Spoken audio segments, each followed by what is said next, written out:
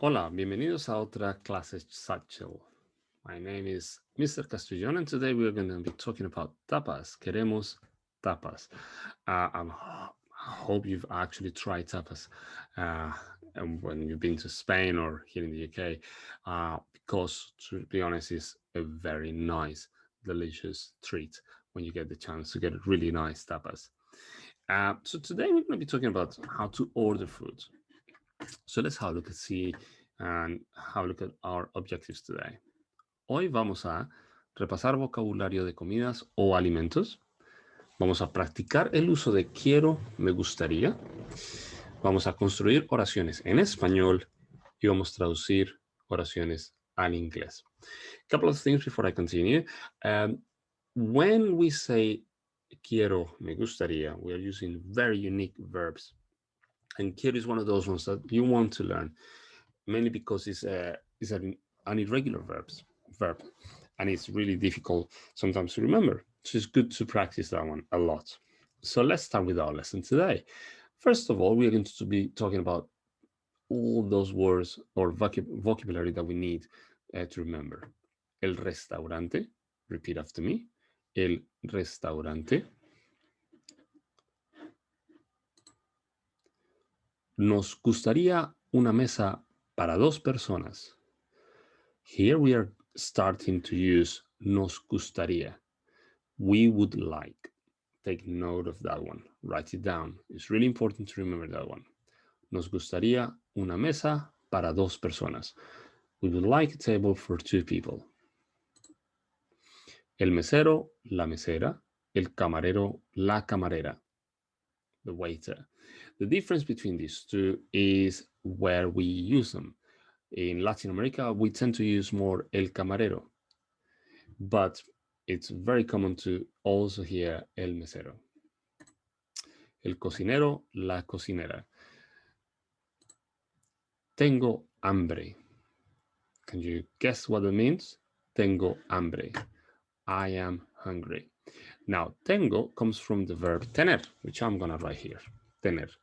So let's say that you are with your friends and you want to say, we are hungry. So in that case, you would say, tenemos. What about if you want to ask one of your friends? Well, you ask, ¿tienes? ¿Tienes hambre? Are you hungry? ¿Tienes hambre?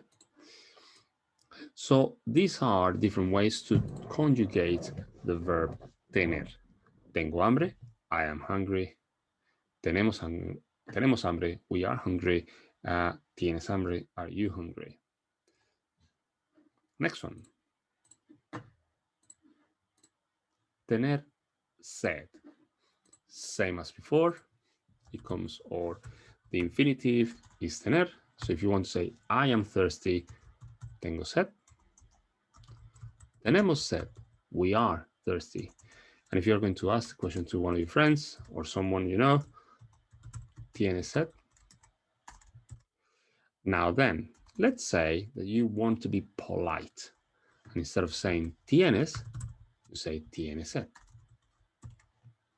Okay? So you are with your friends and you're going to order a drink for your friends. You can ask tienes sed or tienes sed. And the difference between both of them is the one with the S, tienes, is more casual. Tienes sed is more polite. Let's continue. El menú. El menú.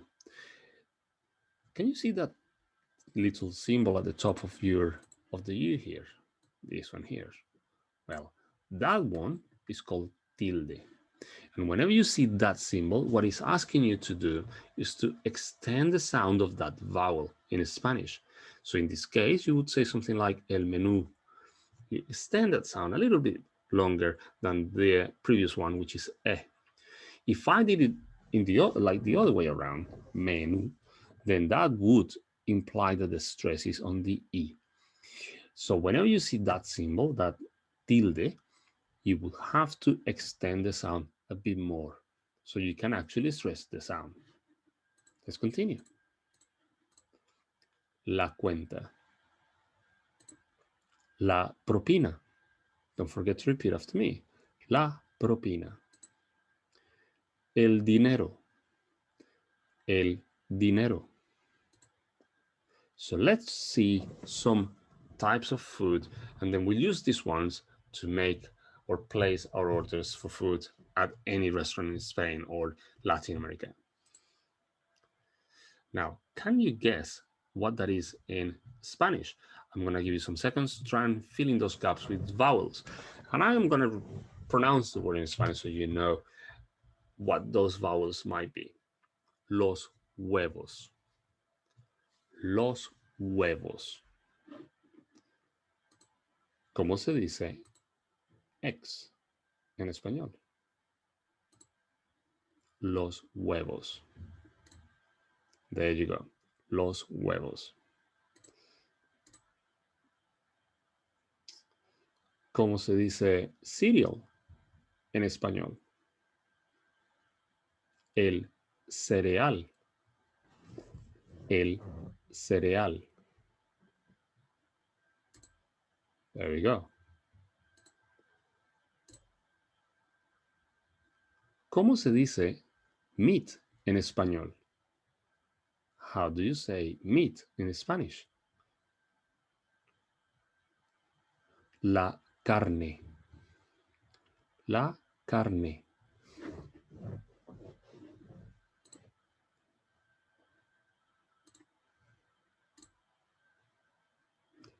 ¿Cómo se dice chicken en español? ¿Cómo se dice chicken en español? How do you say chicken in Spanish?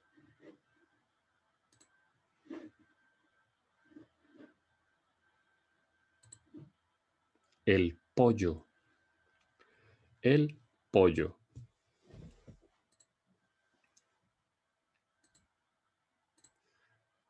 ¿Cómo se dice el chorizo en español? How do you say chorizo in Spanish? El chorizo. Exactly, it's the same word.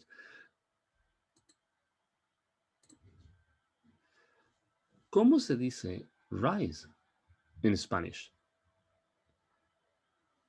How do you say rice in Spanish?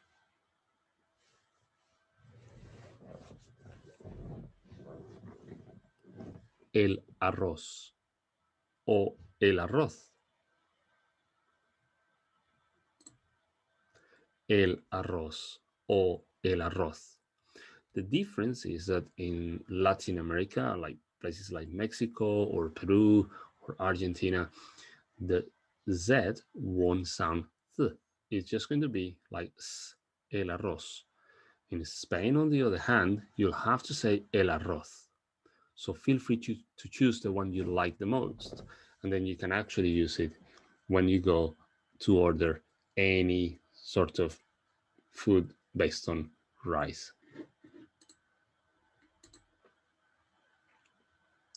¿Cómo se dice juice en español? How do you say juice in Spanish?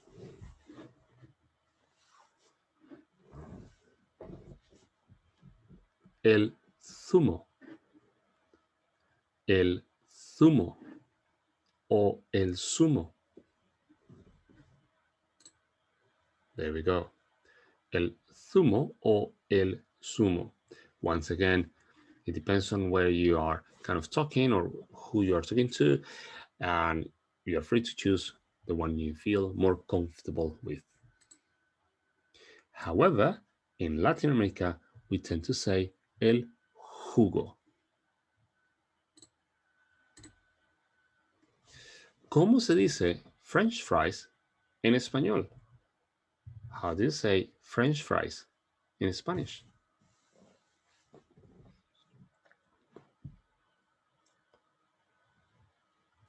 Las patatas fritas. Las patatas fritas. Awesome.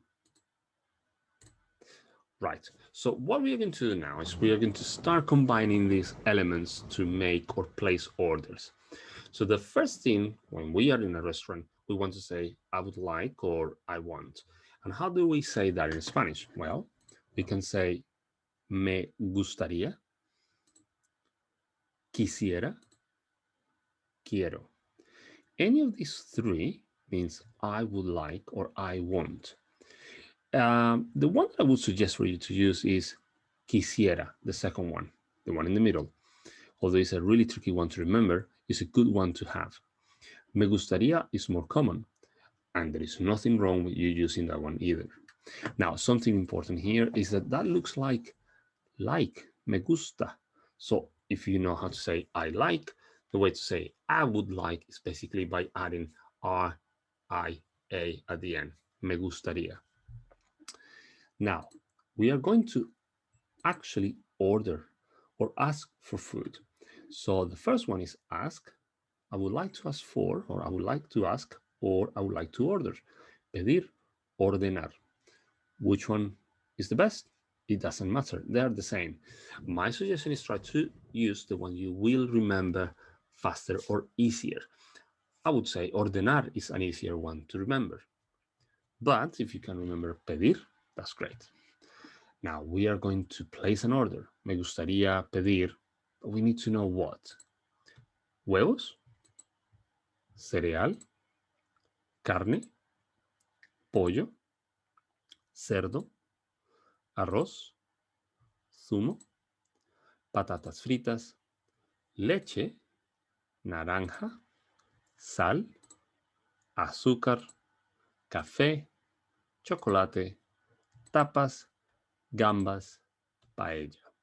So we have lots of types of food in that green box.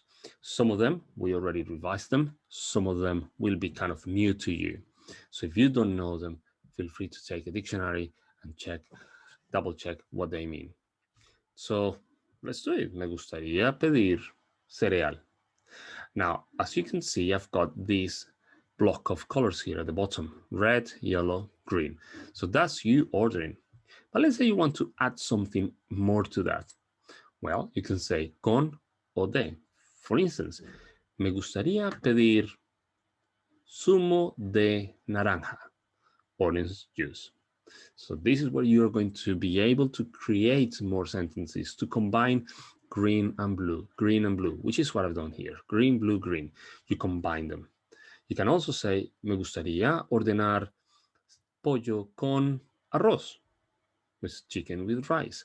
O me gustaría o quisiera ordenar patatas fritas con gambas. There's nothing wrong with that. However, some of the combinations will be awkward. For instance, if you say something like, quiero pedir cereal con naranja. It sounds weird, but it's valid.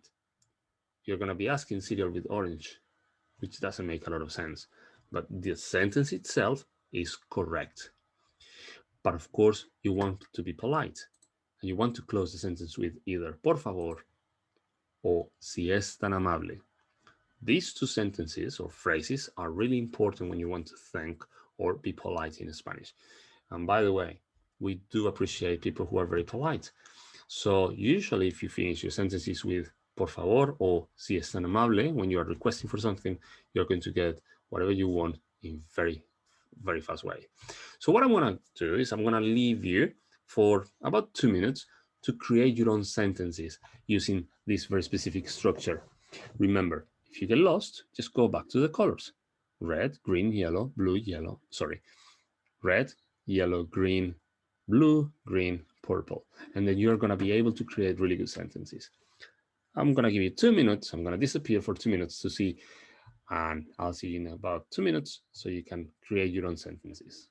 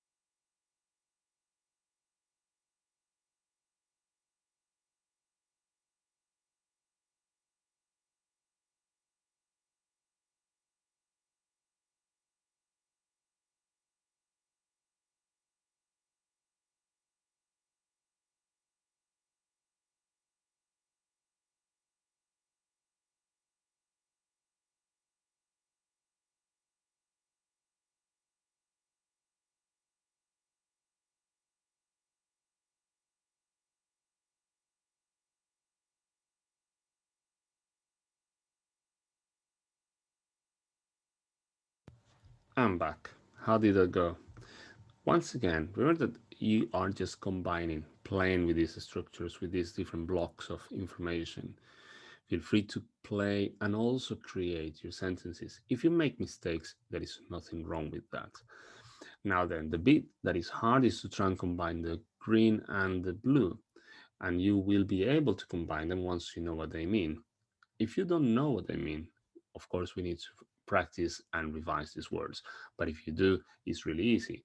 So, for instance, you could say, me gustaría ordenar café con leche, coffee with milk. And that's really easy. Por favor. Don't forget to be polite. Now, then, we are going to translate some sentences. And, well, I would like you to translate these different sentences of people asking or requesting for some specific things. Feel free to check the notes that you have, use a dictionary for it. I'm going to give you 1 more minute to choose only 3 sentences out of the 9 that I have. Choose 3 and try to translate what they mean. 3 minutes, go for it.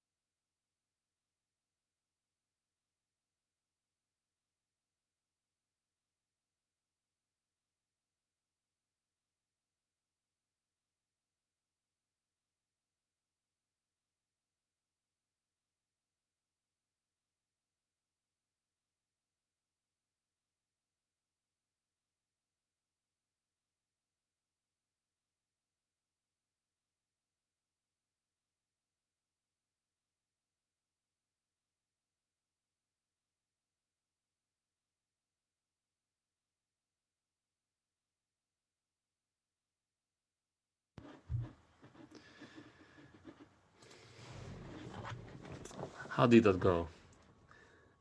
Some of them are really tricky. For instance, number 8 or number 9. Number 8 means, I would like the bill, please. Number 9 is, we would like to give some money as tips. Now, it's really important to remember that all of these structures can be changed when you want to say, instead of I, we.